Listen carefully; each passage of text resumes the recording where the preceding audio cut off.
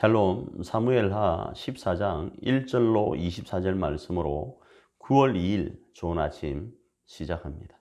스루야의 아들 요압이 왕의 마음이 압살롬에게 향한 줄을 알고 드고아에 사람을 보내 거기서 지혜로운 여인 하나를 데려다가 그에게 이르되, 청하건대 너는 상주가 된 것처럼 상복을 입고 기름을 바르지 말고 죽은 사람을 위하여 오래 슬퍼하는 여인같이 하고 왕께 들어가서 그에게 이러이러하게 말하라고 요압이 그의 입에 할 말을 여주니라.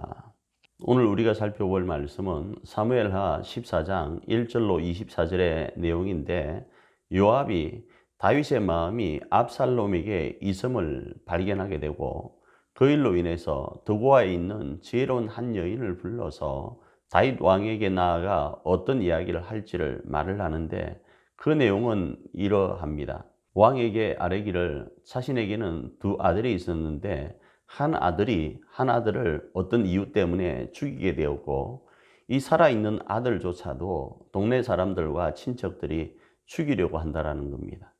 이렇게 되면 자신은 동시에 두 아들을 잃게 되니까 왕이 좀 도와달라고 이야기를 합니다. 그러자 다윗 왕이 이 여인의 소리를 듣고 그렇게 해주겠다 약속을 하죠. 그러자 여인이 자신에게는 이렇게 도와주면서 왕의 아들에 대해서는 왜 그렇게 행동하지 않느냐고 말하는 내용이 오늘 본문의 내용이고, 압살롬을 불러들이지만 만나지 않는 것이 오늘 본문의 내용입니다.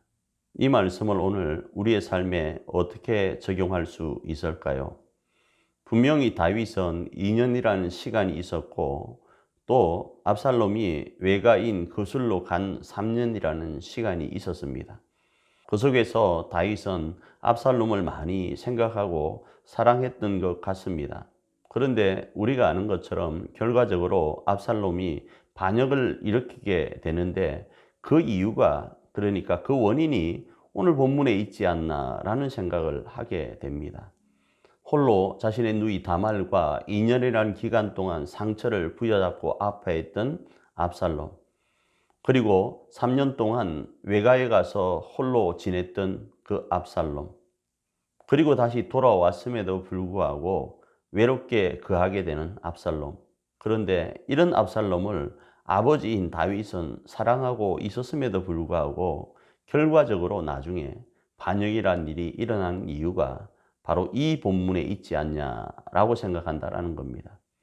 그래서 오늘 하루 이 말씀을 우리의 삶에 적용할 때, 우리 마음에 사랑하는 마음이 있을 때, 교회를 사랑하고 가정을 사랑하고 자녀를 사랑하고 목사와 성도를 사랑할 때 그 사랑하는 마음을 표현해 가길 원합니다.